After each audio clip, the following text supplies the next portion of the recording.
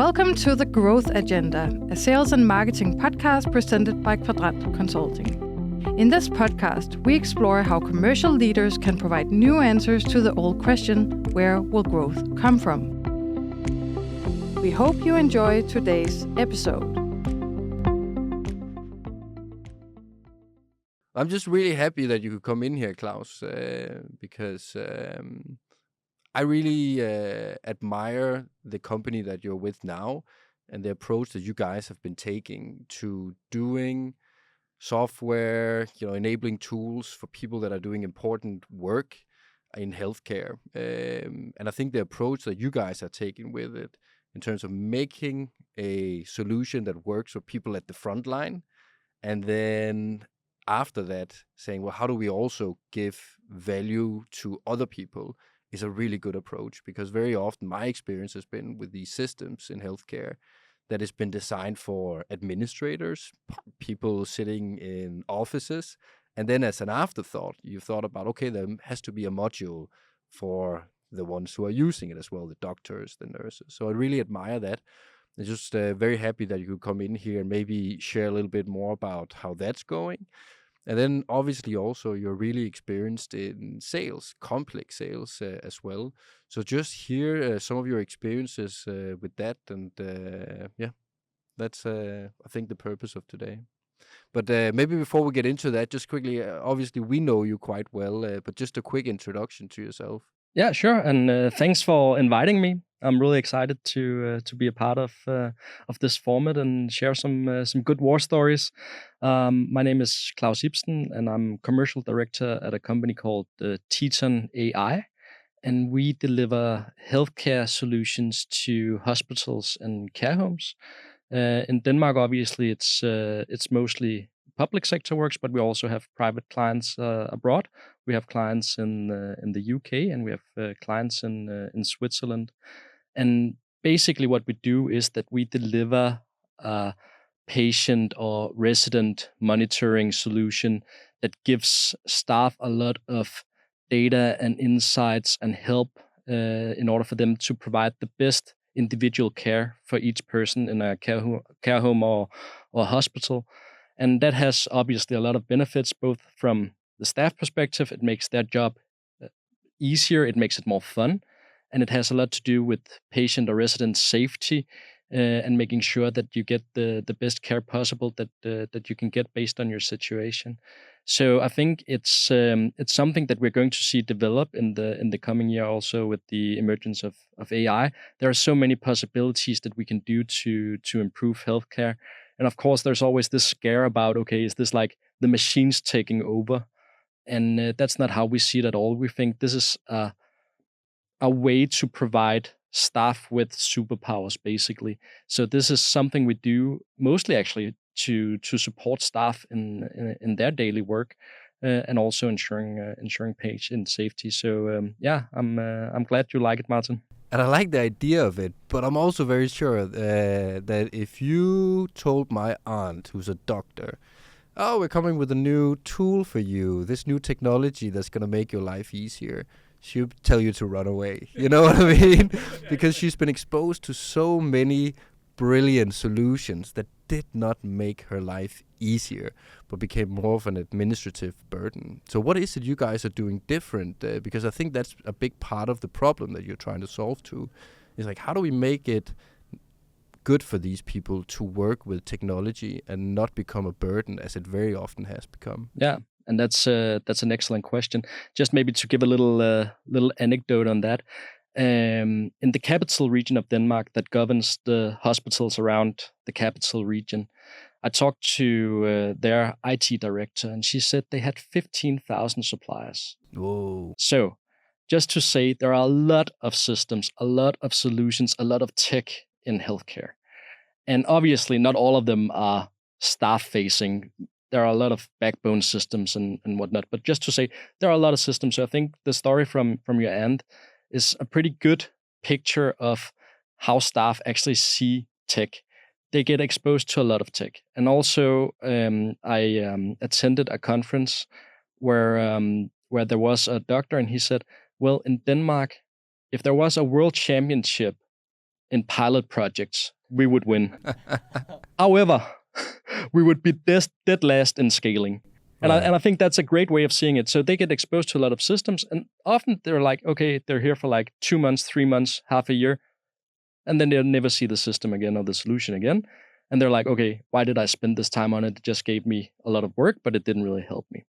So back to your original question, the way or how our product origins is that our founders, when they were done as AI engineers at the DTU, they were pretty convinced that doing a big corporate job wasn't for them.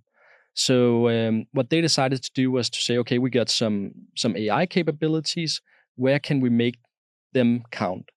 And somehow they got in contact with a pretty innovative hospital director down at the Nykøbing Falster Sygehus, which is in the southern part of Denmark. And they asked him if they could come down and just shadow nurses around, see, okay, doing a shift, what kind of task do they do? What kind of tasks make sense for them to do? Which doesn't? What do they think provide value for the patients? I was about to say clients, but for the patients, what doesn't provide value? And see if they could design a product around that. So our product is conceived out of the thought of, okay, how can we actually empower our nursing staff? And that helped them develop the product we have today. So everything we do, and we still do it this day, when we develop on our product, when we create new features, it's always something that derives from client needs or has been tested, approved by staff saying, okay, is this actually something that provides value? What I also think is quite uniquely we do is that sometimes we roll out features, put them into production, and then after a while, we consider, okay, do these features, do they make sense? Are they being used? Are they of any advantage to staff? And if not, we remove them again because we don't want a lot of clutter in there. We want a solution that is as simple as possible to use for the nursing staff. So I think that works really well from a product development perspective. Just getting it out there, testing it, see, okay, does it actually work? Does it provide value?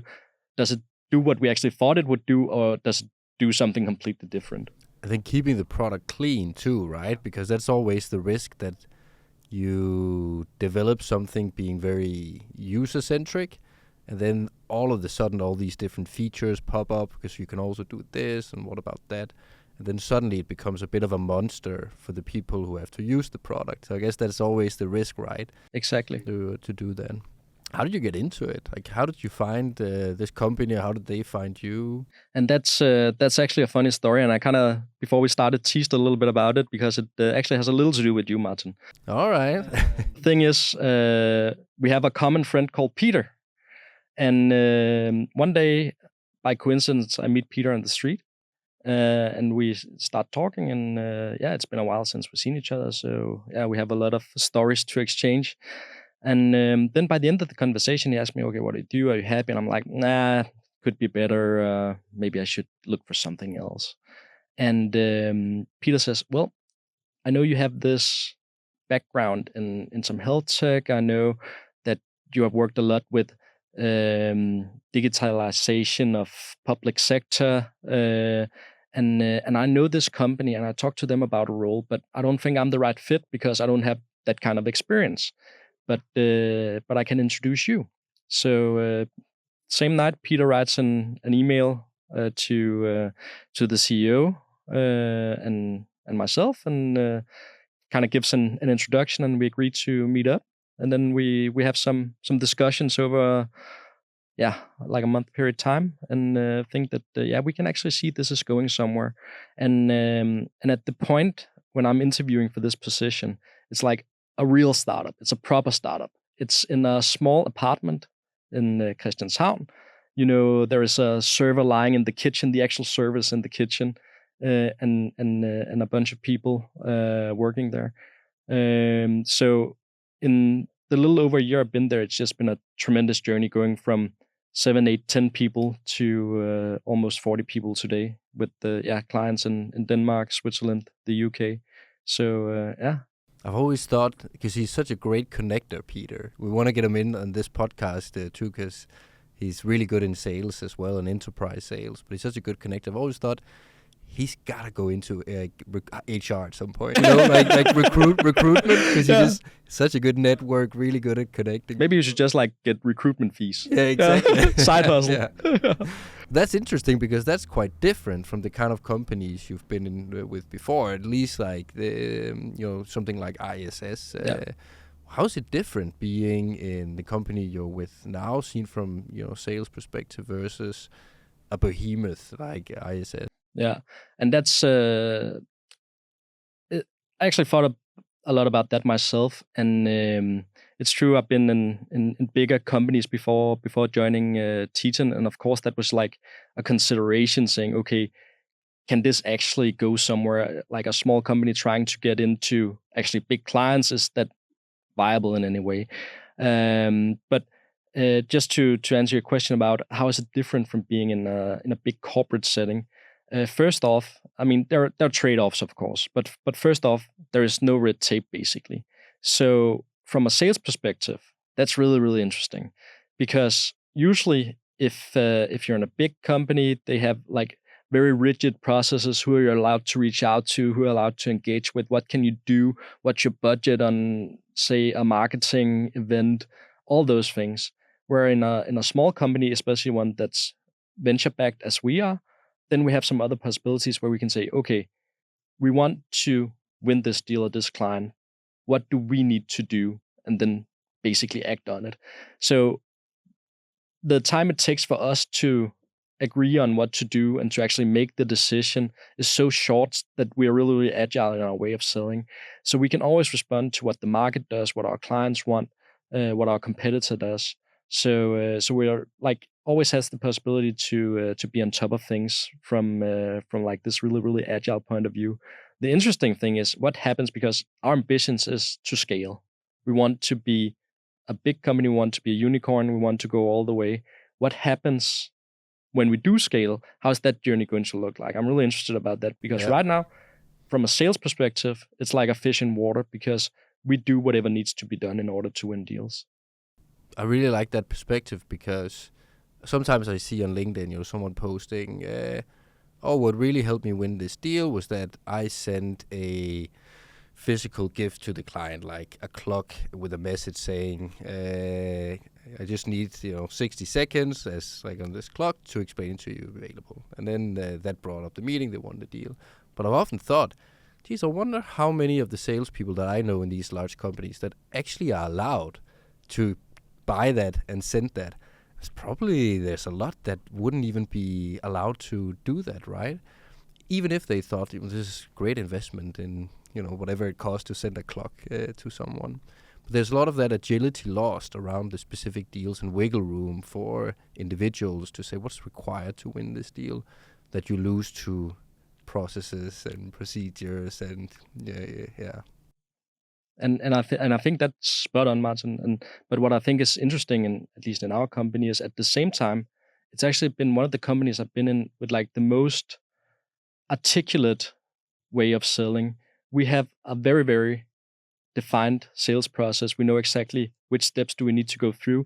I mean, I can almost identify a deal at any stage saying, are we going to win this? Because we know exactly what needs to be true in each stage for us to move the deal along.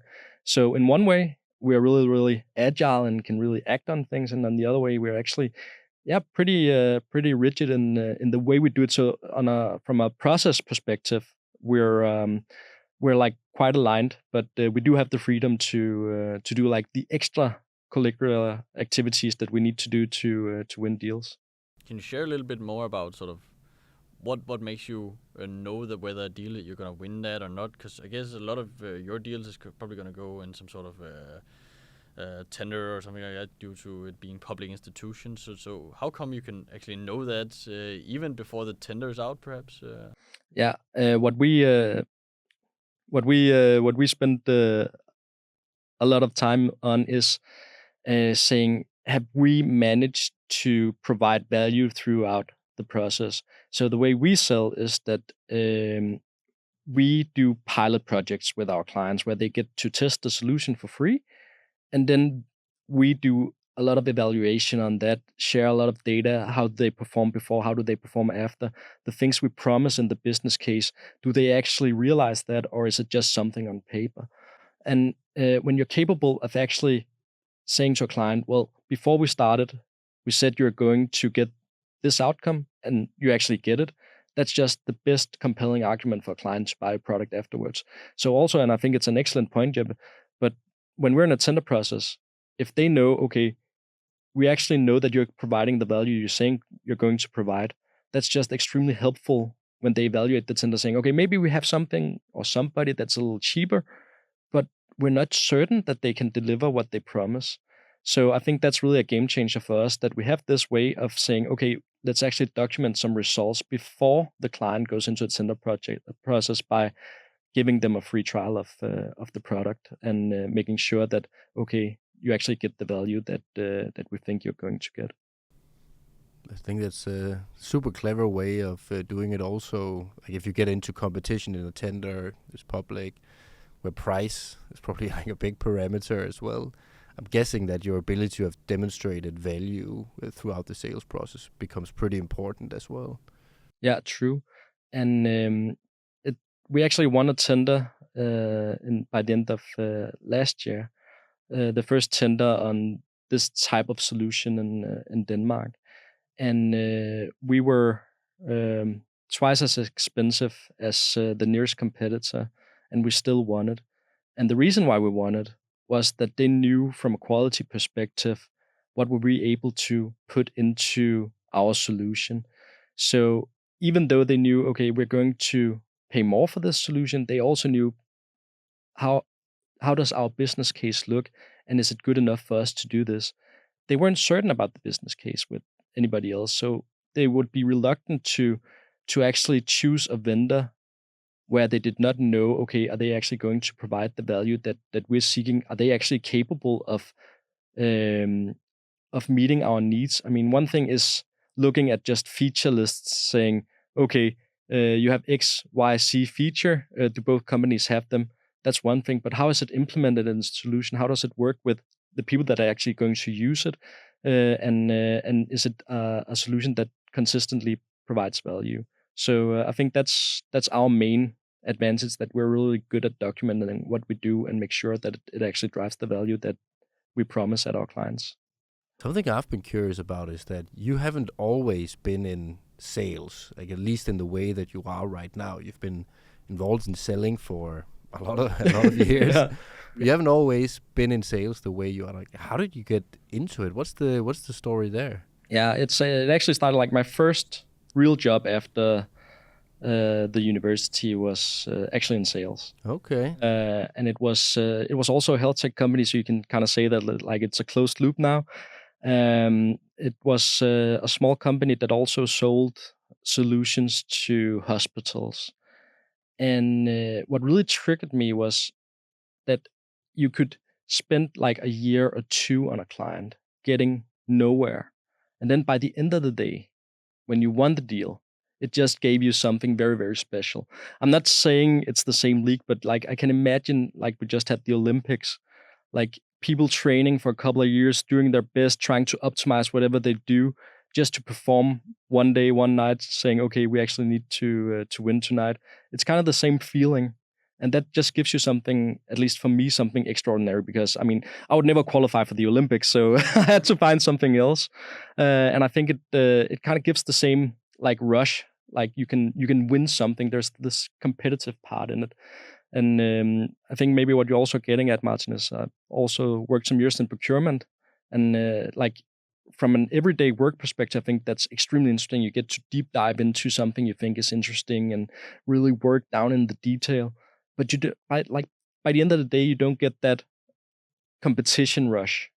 So I think that that's something that really drives me, saying, okay, we can actually win this, and then when we do win, it's like, yeah, pretty difficult to beat that feeling. I can totally relate to that, right? That there's that goal line that you're looking at all the time and trying to figure out how you get the ball down to the touch or to the end zone. Yeah, exactly. Yeah, I mean, sometimes I compare it to working in finance, and I think like there's a lot of brilliant people that work in finance, for instance.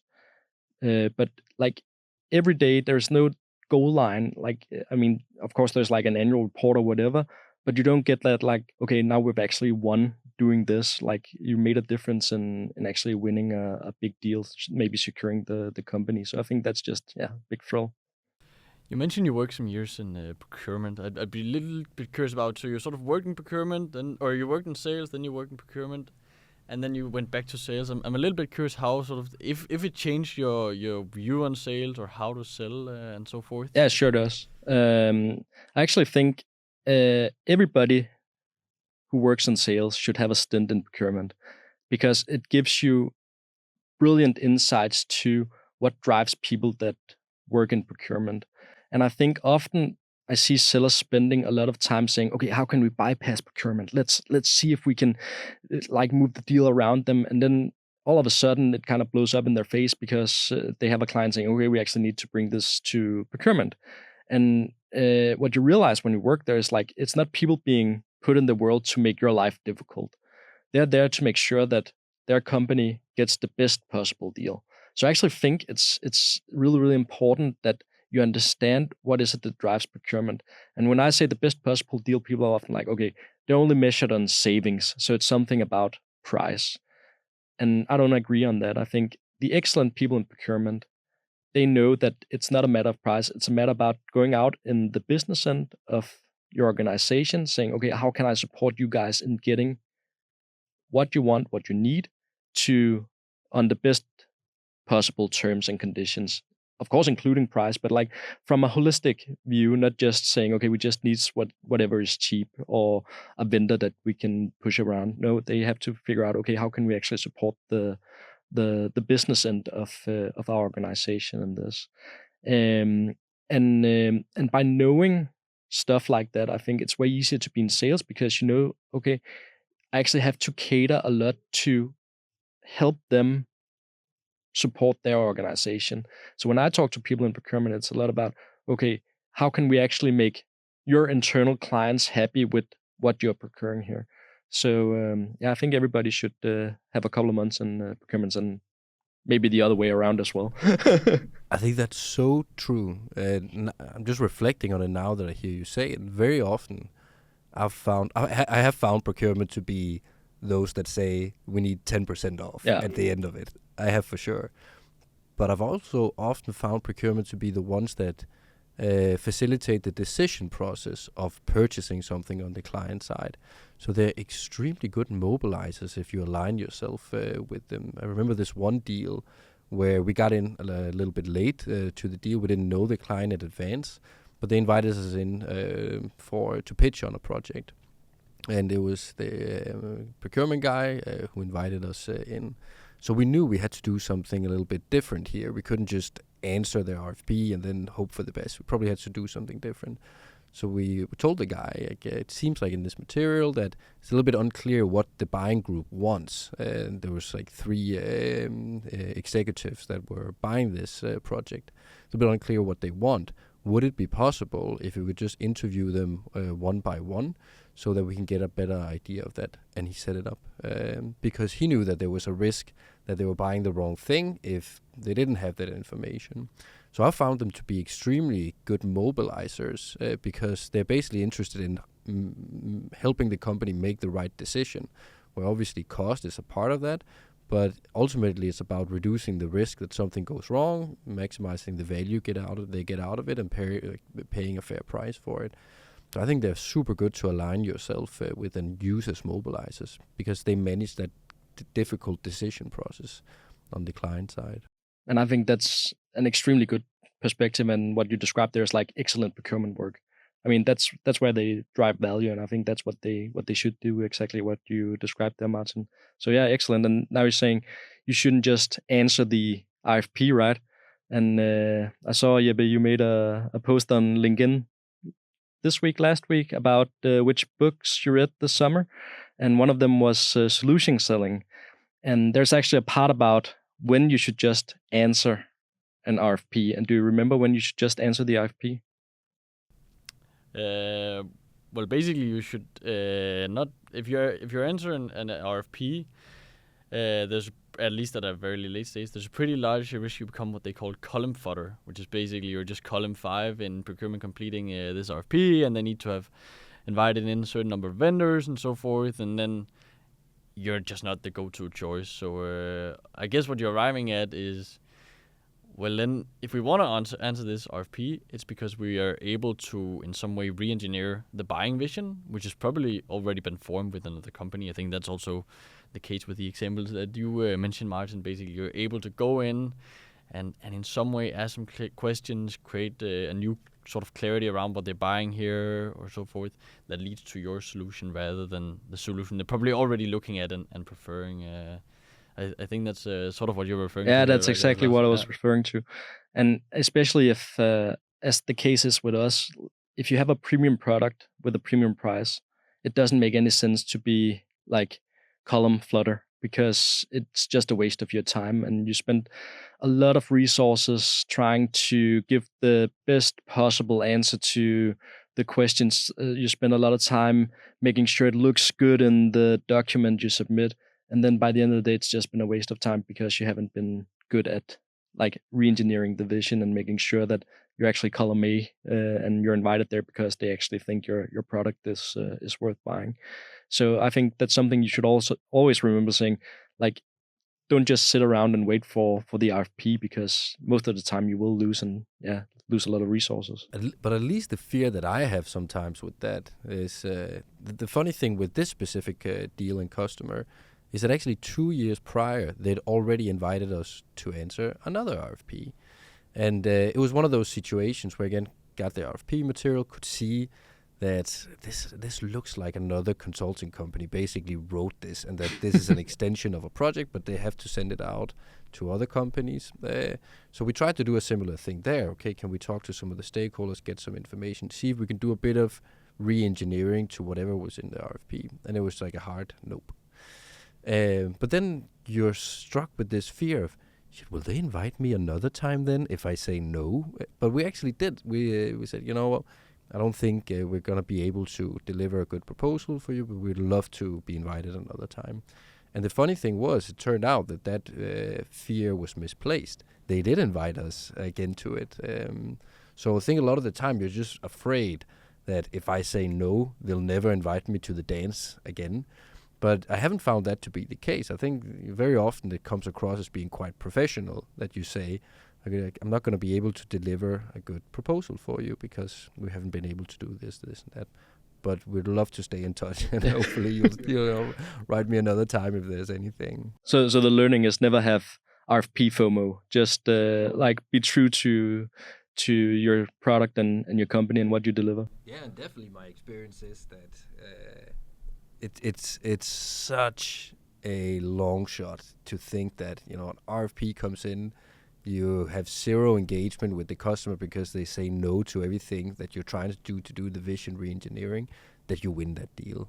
You're thinking back maybe like, oh, but there was this one time 10 years ago where we did it and we won, and that's sort of what lives in your mind always. But my experience is that it's a pretty solid rule. If they're not willing to engage back with you when they send the RFP and enable you to do a bit of vision re-engineering, it's because they just want to send the purchase order to someone else, I think. Yeah, I think that's spot on. And then I think you mentioned a very interesting point, sort of regarding how you sell, basically. The fact that you actually conduct a fairly thorough pilot, test all of basically if your product is working with this specific care center in this specific region and so forth.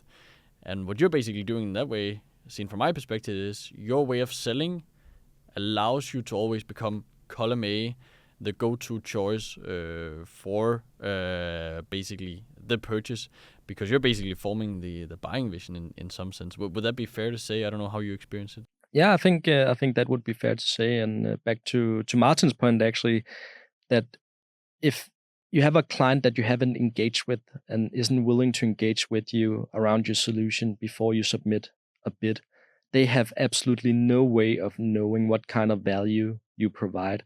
I mean, of course, they can read what you submit, but that just doesn't give the picture on, okay, the users of this solution, how do they experience it in their everyday life? How do it provides value for them? Do they get the superpowers you obviously promise in every RFP, or is it just filling out papers? So I think that would be fair to say, and at least from our standpoint, if we saw a tender that where we hadn't had any engagement with the clients and we were unsure if they understood what we do and what we can do for them, then I think we would really think twice about spending resources on it. I mean, there are so many studies on how much does it actually cost to submit an RFP, and it just takes out tremendous resources. Like, one thing is I spend my time. That's completely fine. I mean, nobody gets hurt from that, right? But it also involves our engineering department, our hardware engineers, our delivery people, HR ops, trying to provide answers to how do we work with ESG and whatever. So it actually like involves the entire company, and it takes up so many resources. And maybe you commit to some things you don't really want to commit to, and by the end of the day you just get an answer back saying, okay, well, you're too expensive, or we choose another solution. So for us, the only time it makes sense to go into a competition is when we know that the client is aware of, okay, what can we do and why do we take the price we take. Of course, if they want to choose something else, I mean, that's up to them, but at least they have to know what they're choosing between in order for it to make sense to us, at least. Something, having been involved in sales now for quite a few years, and having been selling myself for a while, something that I really enjoy about it is that you're constantly getting feedback on what's working and what's not working. I was just telling that story before we came in here. Went to a sales meeting a few months back, and we pitch the solution we think would be good. This is a new client. We haven't worked with them before. Pitch a solution, all the executives are there, and it goes really well. And then after the meeting, this is over in Jutland, but then after the meeting, they asked us, do you want to stay for lunch and sit down, have lunch with us? And I knew that we had to get back. I had a meeting. So I just said, we have to go to the station to catch the train. And then in the taxi on the way to the station, Thomas says to me, what are you doing, man? What are you doing? Like, what do you mean? He says, if a client asks you to have lunch with them, or a potential customer, you make time to have lunch with them. So you're constantly getting, and then obviously I was like, that makes sense. Like, we should have just bought some new tickets for the train. Now, that's what I like about sales, is that you're constantly getting feedback on what works well, what do you do. What have been some of the best, or some of the aha moments that you remember the most, having been, both in sales in very big companies, having been in smaller companies? What have been some of the biggest aha memories for you? You thought, this experience really made me realize you have lunch with the clients if they ask you to have lunch with them. I think one of the biggest aha moments I've had in sales was back when I was at ISS, and we worked with this high-end potential client. They were buying from one of our competitors at the time, and it was a private client, but they were doing an RFP process on getting a new vendor. And what we thought about, okay, how are we actually going to convince them that it's worth the while having a new vendor? And what we did was that we actually went out, and it was kind of a gamble. They didn't know it, and showed up where by the client premises, and then we talked to their employees, saying, okay, what's important for you when you go to work? What kind of environment would you like to have? How's the food here? How's the cleaning? How would you like it? Just asking all sorts of questions, trying to get okay, if I was here every day, how is my life in this building, in this working environment? And then we took all the interviews we had, and we picked a lot of quotes, and we wrote them on these small post-its. And then we went into the meeting with the clients, and we had all these post-its upside down. and we had the client kind of turn the post-its around and see the different quotes. And then we asked them, okay, now you try to put it into perspective. What does this quote actually mean? What are they talking about here? And then we could just give them a lot of insights about, okay, how do their people actually think about being here? And saying, okay, that's why we tailored our solution the way we have. It's actually based on what we can see that that would make a difference for the people working here. And they were like, okay, that actually makes pretty good sense. Like, you actually use some time on trying to figure out, not from a decision maker point of view, but from a user point of view, saying, what would actually make us be willing to work here? And they just really, really liked that, because they were like, I mean, we're so used to people catering to us as decision makers, and that's almighty fine. Of course, we like to be to know we're important, and to people spend time and effort on us. But we think it's just really, really cool that you guys actually saw, okay, what are we actually buying here, and how does it fit into what we want to do from a decision maker point of view? So that was like one of the moments where I was like, okay, you actually really need to connect these internal dots as well sometime, because you can't assume that everybody in an organization, especially not in a big organization, know what is going on around the corners in his or her own organization. So I think, like, okay, if you're capable of helping your client in their own buying journey by understanding, okay, what kind of needs do we actually have if we go a little further in our organization, I think that's like really, really interesting to work with, and something that, really gave me something to think about. I love that example. And I guess it also highlights the importance of being really serious about qualifying. Is this customer actually buying something, or are they just getting some inspiration? So are they actually going to end up, signing a contract with someone? And are they open for signing it with someone else than who they're using right now? Because very often, if you want to win these kind of deals, it requires that you do something like that. But that requires resources, right?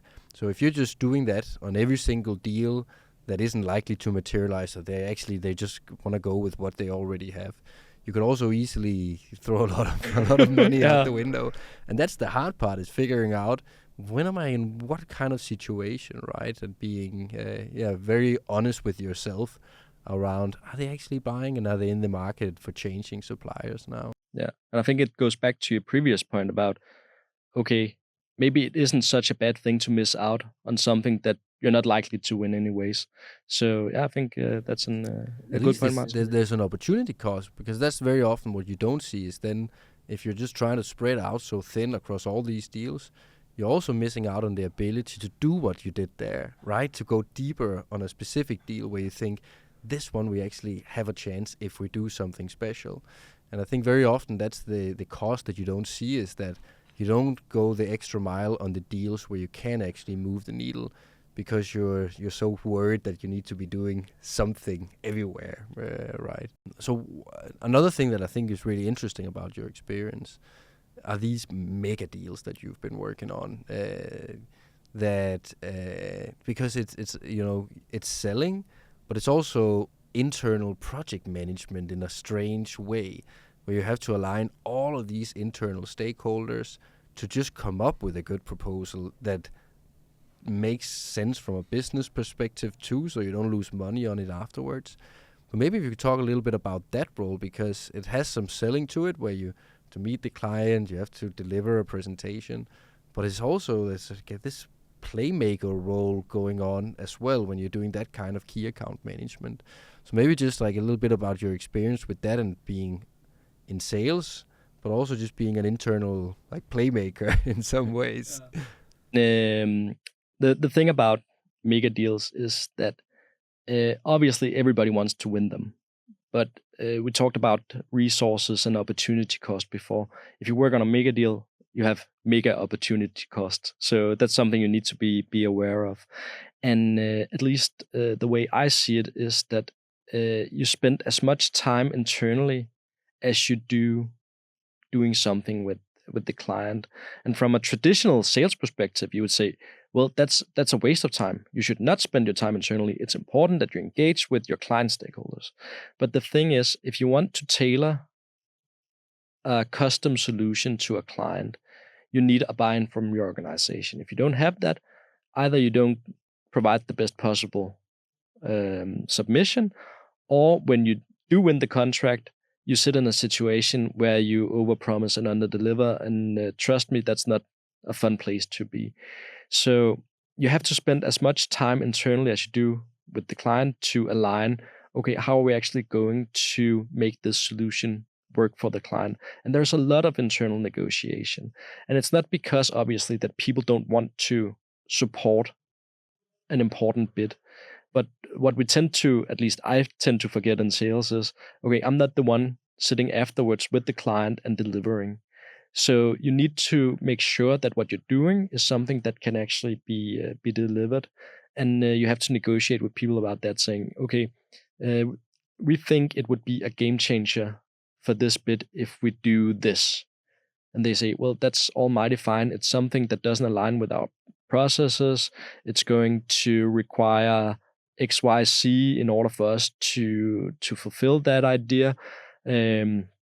We don't know if management will allow it. We can see it will bring us a lot of work afterwards, whatever it may be. And you need to find solutions for people, because you can't expect them to say, okay, we'll just drop everything and try to cater to your need now. Sometimes someone's got to swallow some camels too, right? I remember that from ISS 15 years ago. I was working in Hong Kong for Carlsberg, and some of my friends were working for ISS out there. So when they did these deals with companies that had cross-border activities, then ISS had to come with a shared proposal for them. And that meant sometimes some markets have to get a little bit lower on price, and some would get a little bit more than they otherwise would have. But some business units had to say yes to prices that were maybe even unprofitable for them, so that at an overall level you could get that deal. And just remember, that struck me, when you have to make those kind of deals, that there's a lot of internal negotiation and compromises going on. And someone has to do that. Yeah, Someone exactly. has to get everyone in line to think that this is a good idea. And that's the exact point. And I think it's the same thing as when you talk to a client. You really have to have a compelling value proposition internally, saying, okay, you're going to lose money on this deal. Sorry, man. Now let me tell you why this is a good idea. So you actually need to do pretty much the same sales work, saying, okay, why is this actually a good idea? And if you can't find that compelling value proposition for somebody, it's quite difficult to get that internal commitment to actually deliver what you need to win a big contract. I actually think like a really undervalued discipline in sales is the internal selling, saying, okay, how can we actually align an organization, especially if it's like a cross-country or like cross-organizational company, saying, how can we actually align our interests in this? And somebody has to swallow some camels, and you have to have a pretty good idea, okay, what are you going to offer them in order for them to say, okay, we're actually going to do this? Because maybe you can say, okay, I actually have the mandate to do this. I'm just going to do it anyways. That's fine. But then you just create an internal enemy for life, basically, right? So you really have to be smart about, how do I work with my internal stakeholders to make sure that they can see, okay, maybe on this specific deal or this specific parameter, I'm losing something, but what do I gain in the long run? What about in terms of, so the story you told before, luckily it ended up well, you guys won the deal. Often I find that it's the mistakes that I learn the most from, where you're sitting afterwards and thinking, oh shit, why didn't I do this instead? Why didn't I do that? What are some of the biggest things that you remember from like failure experiences where you thought, oh, I'm going to do it different from now on? Yeah. And that's actually, I tend to forget my mistakes quite quite quickly, because or else I would get depressed. No, I mean, obviously there's something about, as you say, learning from mistakes. And I think what I've learned the most from is like, okay, spending time with somebody that is interested in your product is very, very good. But then along the line, you figure out, okay, maybe they haven't gotten the mandate to actually buy this product. And I've done that so many times, like saying, okay, just spend a lot of time with a potential champion. And I mean, there are a lot of people out there that are really, really nice to talk to, and they're willing to talk to you, and they think, okay, this is an interesting product. Let's hear some more about it. But then you figure out, okay, they have absolutely no say-so in actually getting this product or service. So at least from my point of view, like my most important learning has been always do multi-threading. First of all, it kind of like gives you some security in, okay, there's a bigger chance that the people you're talking to have buying power. Other times you can see that you have a champion, everything is going quite smoothly, it's moving along, and then they get a new job. Then what do you do if you only have one champion? So I think there has really been something about multi-threading that I've really learned the hard way. Because, I mean, you can spend so much time, so many resources with people being really, really nice to you, but by the end of the day, not being able to buy your product. You talked a little bit about this deal that you guys won recently, where you actually won, even though you were twice as expensive. And I know you did a pilot at a care center in this instance, but you ended up selling basically a solution to the full municipality for all care centers in there. How was the balance between, managing the pilot and stakeholders in that specific care center, and then all of the people involved in the buying group from the municipality side and all the other care centers? Yeah, I mean, and that actually goes a little back to the multi-threading, right?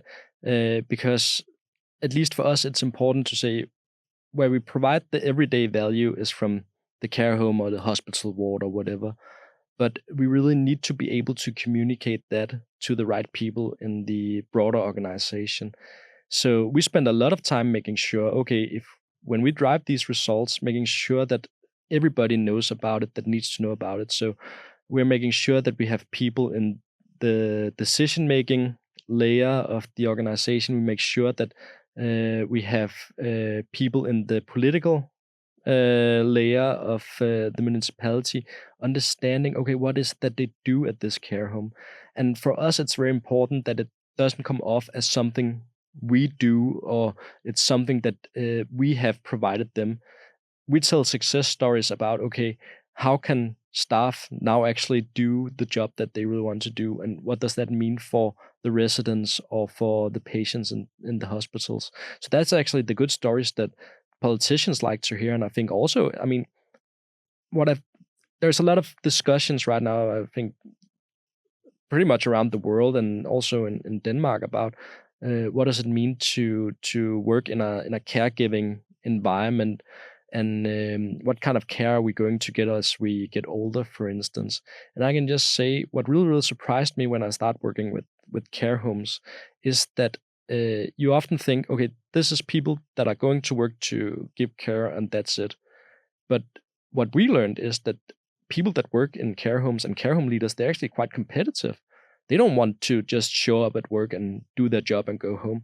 No, they want to provide top-notch care to people being there.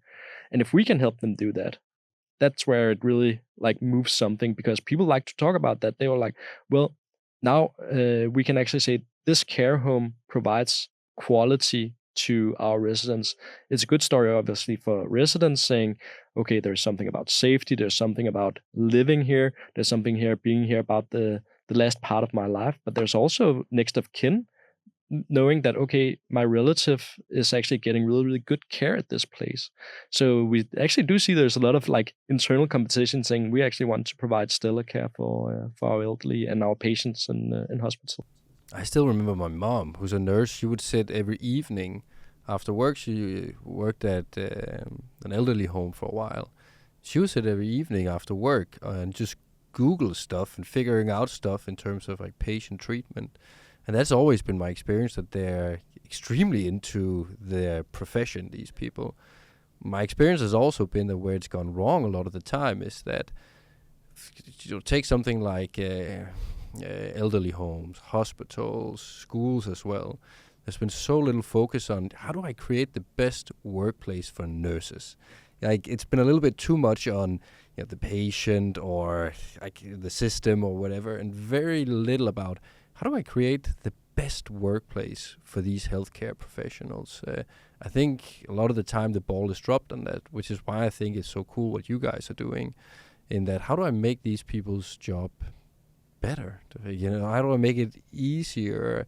How do I give them more time for these professional activities that they love doing so much? How do I give them the insight to make their treatment better?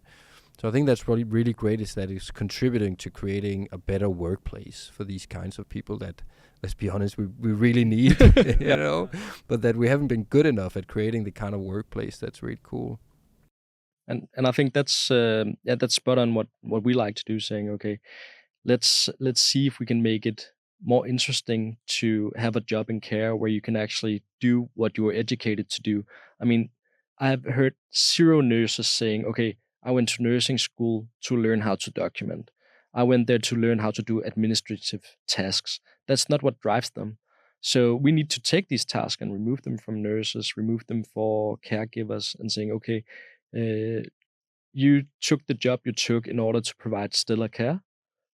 Let's make that possible for you. And I think your mom's story is just like the exact picture of how you actually do that. So I think it's the same in sales a little bit sometimes, isn't it? Like I can't remember the exact number, but it's something crazy. Like salespeople spending, I can't remember if it's 10 or 20% of their time just like putting in information and reporting on things, when in reality, what they want to do the most, which is to be out there engaging with customers, preparing for meetings, conducting them. I think it's like 30% of their time or something like that that's spent on that. It must be extremely demotivating. Like imagine that where you get your energy is out there trying to talk to customers, help them solve problems, and then you have to spend a day every week just like putting in stuff. Yeah. I think that's such a good problem to solve as well. And luckily there are some new solutions coming up where it's becoming much easier just to log this kind of information without having to go in to CRM and do it. Yeah, I mean, I know what you mean, Martin, and we also discussed it right before we went into this podcast, right? Saying, okay, when I buy a cup of coffee, do I actually pay for it myself, or do I actually want to go through the whole setup with the reporting and accounting and all that? And I'm like, yeah, nobody wants to do it. It's not worth it. It's just energy draining to do that stuff. One of the things that I found as well, because you're in this profession, so you're constantly reflecting on, like, how do I become better at it? One of the things that I found to be bad advice to salespeople is this, manage the outcomes, not your activities. Or for sales managers as well, like, don't focus on your people's activities, just focus on what they're performing as output. And I found that to be incredibly wrong, at least when I think about my own selling experience. It doesn't help to focus on the outputs. All I can really do is say, am I spending half a day every week trying to reach out to people that I don't know, trying to establish a connection with them? Am I spending on all the deals I'm working on, qualification criteria to do this and that? So I found that the biggest help I can get from other people is really like, how am I spending my time? Is it in a good way? Is it not so good? And that those things that I spend time on, how am I spending that time I invest in it? But actually, it is about the activities you put into it. And then you sort of have to trust that the outcomes will follow if you follow that set of activities there. Yeah, but I also think, especially to your point, Martin, there is something about, why would you spend time on something you can't really control, right? Especially if it's like complex sales, long sales processes. It's so hard to, like, something I'm doing today may result in a sale 2 years from now. Exactly. That's how it works, right? But what you can control is your activities, right? So, and I think it's the same thing. If you meet somebody at the gym, you would never say focus on the outcomes. I mean, you would say, don't focus on the outcome. Come here every day and do what you need to do. And it's the same thing in sales. Come every day, do what you need to do a little more actually, and then the results or the outcomes will come. So I agree 100%. I think that's been one of the places where sales management has been a little bit misguided, in that they just leave your people alone and manage them by their outcomes. Because it's not really, you're not contributing any value as a sales manager there. What you can do is help them optimize the way they spend their time. And you can contribute with a lot of value by doing that. Why am I not bringing in new business? How much time are you allocating to it? Well, I call up some. Are you setting aside specific time for it, or it's just when you have the time? Maybe just when I have the time. Then if I can make a suggestion, I think I would like put it in your calendar. 3 hours, Monday afternoon, that's when you do it. Otherwise, what I've seen is that, the week is done. I've tried that myself, and then I haven't gotten it done. But really, actually, like as a manager, helping them manage their time better, I think you can add tremendous value there. What do you think is next for you? Like, are you building up a commercial organization? Are you hiring sales? Yeah, we're hiring salespeople at the moment, and what's next is making sure that we have enough resources to. One thing is to win deals. That's step one.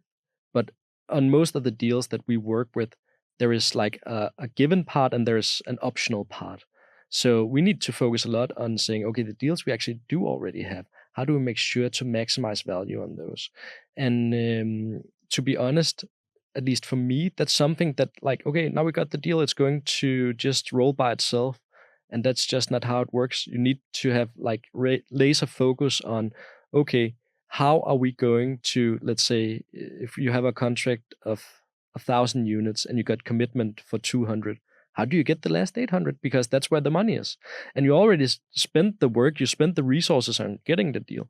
So we're really focusing on, okay, the deals we do have now, how do we make sure that we keep delivering value so that we can expand our client engagements? And I think, at least you two know very well that it's like way cheaper to expand than it is to land new clients. So we're going to have a pretty big focus on making sure that the contracts that we do have, that we expand as much as possible within those boundaries. And then, of course, keep adding new clients because, as you also know, like, you can't just base your business on a few clients, because if you lose one, it's so difficult to get a new one to fill in that void. And it takes time. It takes time, so you just constantly need to bring in new clients. So so we're focusing pretty much on both the new sales part, but especially the account management part at this point. And if you need to find more salespeople, just reach out to Peter. He'll know someone. I actually asked him, but he didn't know anybody. So but if somebody does, I'm open. That's good to know. Well, thanks so much for coming in, Claus. Really a pleasure talking to you, and I'm absolutely certain that you'll be extremely successful in what you're doing, because it's a really relevant problem that you're trying to solve. And I think the way that you're going about it is just the right one, right? Like, create something that's good for the users. And then you're making sure you balance, not just overloading it with features as you grow. I think that's a really good perspective too. So thanks a lot for coming in, Claus. Thanks for inviting me. Take care.